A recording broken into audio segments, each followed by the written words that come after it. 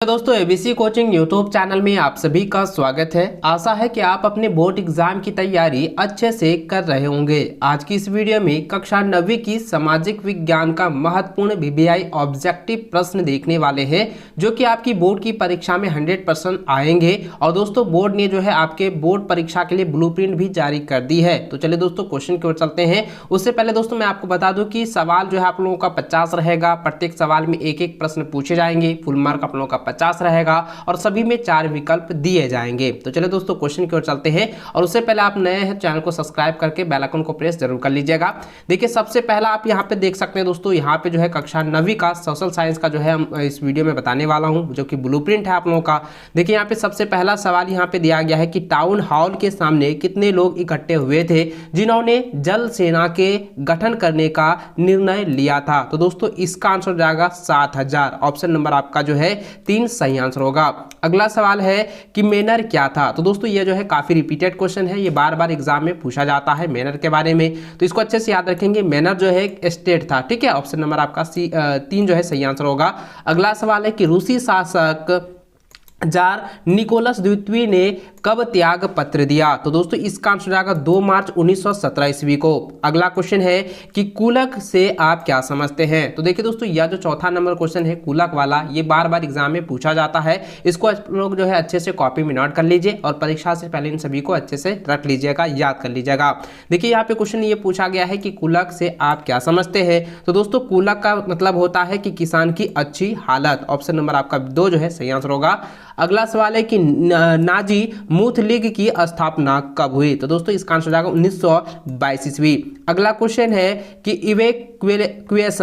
इवैक्यूएशंस से नाजियों का क्या तात्पर्य था। तो दोस्तों इसका आंसर हो जाएगा ऑप्शन नंबर ए हो जाएगा गैस चैम्बरों में मृत्यु। ऑप्शन नंबर आपका ए जो है सही, एक जो है सही आंसर होगा।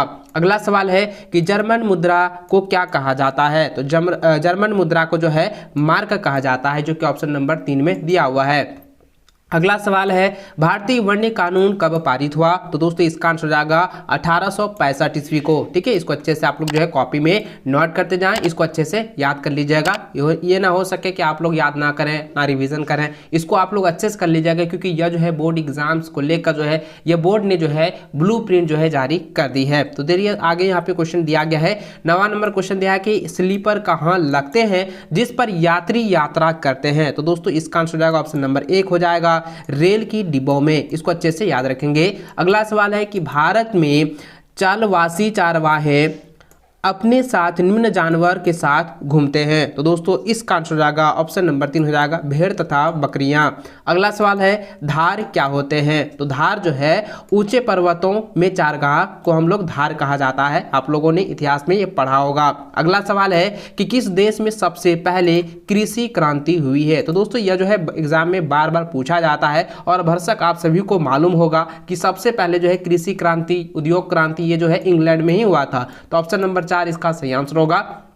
अगला सवाल है कि 1930 के दशक में यूएसए में क्या चलना शुरू हो गया। तो दोस्तों इसका आंसर हो जाएगा मिट्टी भरी आंधी। ऑप्शन नंबर आपका 2 जो है सही आंसर होगा।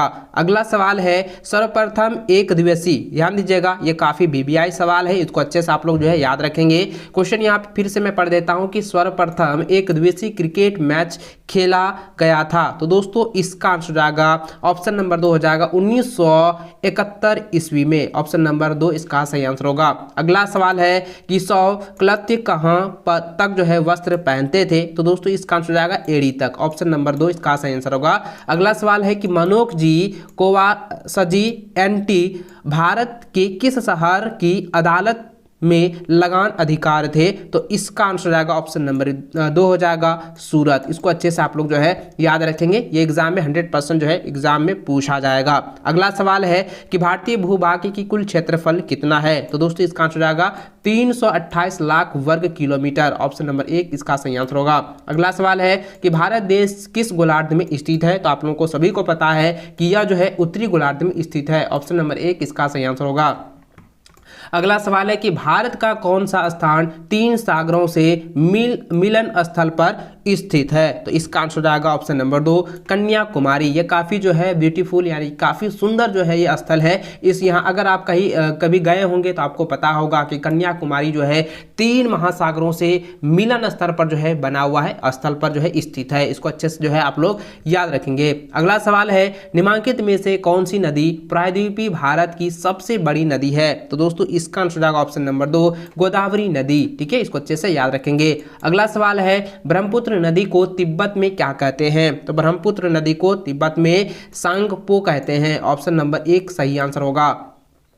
अगला सवाल है कि किस स्थान पर विश्व में सबसे अधिक वर्षा होती है? तो आप सभी को मालूम होगा कि ये जो है काफ़ी बार एग्जाम में पूछा गया है और इसका आंसर हो जाएगा गलिसराम। ठीक है, ऑप्शन नंबर 3 जो है इसका सही आंसर होगा। अगला सवाल है कि कुल वर्षा जो रबी फसल के लिए महत्वपूर्ण होता है जो स्थानीय भाषा में कहते हैं उसको हम लोग क्या कहते हैं? आप सभी को पता है, उसको हम महावट कहते हैं। ठीक है, ये बार बार एग्जाम में क्वेश्चन पूछा गया है। अगला सवाल है लूह शब्द का क्या अर्थ है? तो दोस्तों लूह शब्द का अर्थ होता है, आप लोगों को मैंने पहले भी सेशन में बताया हुआ है कि लूह शब्द का जो है प्रयोग गर्म हवा से होता है, यानी कि गर्म हवा जब पूरी तरह से चलने लगती है, वातावरण में फैल जाती है, तो उसको हम लोग लू कहते हैं। ठीक है, इसको अच्छे से आप लोग जो है याद रखेंगे। अगला सवाल है कि रबड़ का संबंध किस प्रकार की वनस्पति से है? इसका आंसर हो जाएगा उष्णकटिबंधीय वनस्पति। ठीक है, ऑप्शन नंबर 4 जो इसका सही आंसर होगा। अगला है कि तिब्बती जंगली गधे का दूसरा नाम क्या है? तो उसको हम लोग कहते हैं, ऑप्शन नंबर इसका जो है 3 जो है सही आंसर हो जाएगा कियांग। ठीक है, इसको अच्छे से याद रखेंगे।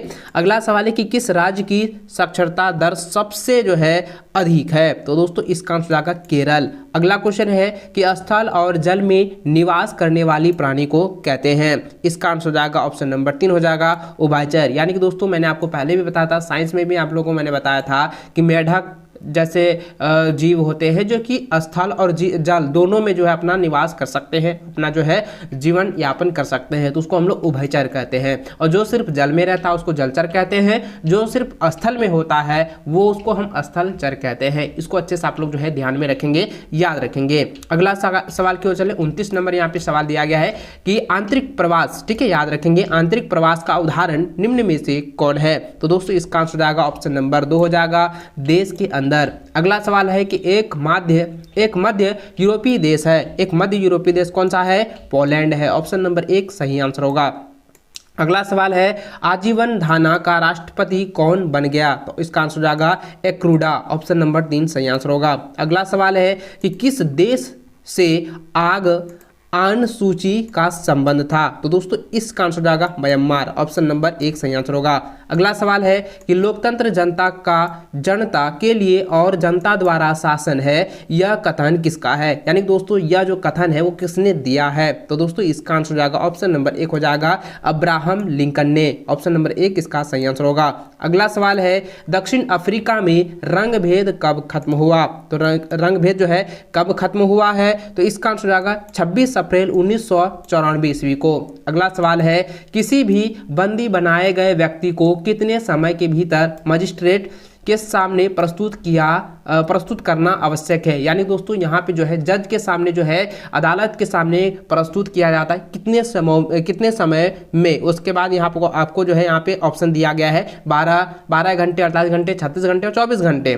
तो दोस्तों इसका जो आंसर होगा ऑप्शन नंबर 4 हो जाएगा 24 घंटे के अंदर जो है मजिस्ट्रेट के सामने जो है प्रस्तुत किया जाता है और आवश्यक भी है। तो अगला सवाल की ओर चलें। यहाँ 36 नंबर सवाल दिया गया है कि कागज, ठीक है, कागज का एक छोटा सा टुकड़ा जिस पर सभी उम्मीदवारों के नाम और चुनाव चिन्ह छपे होते हैं ताकि उस पर मोहर लगाकर वोटर अपनी पसंद जाहिर कर सकते हैं, उसको हम लोग क्या कहते हैं? यहाँ पे वो सवाल पूछा गया और यह जो सवाल है आपकी बोर्ड की परीक्षा में पूछे गए हैं। 2020 में भी क्वेश्चन ये आया था, 2022 की बोर्ड की परीक्षा में यह क्वेश्चन ऑब्जेक्टिव में दिया गया है। इसलिए दोस्तों इसको अच्छे से आप लोग जो है याद रखेंगे, ध्यान में रखेंगे। इसको हम लोग कहते हैं मत पत्र। ठीक है, इसको अच्छे से याद रखेंगे, मत पत्र।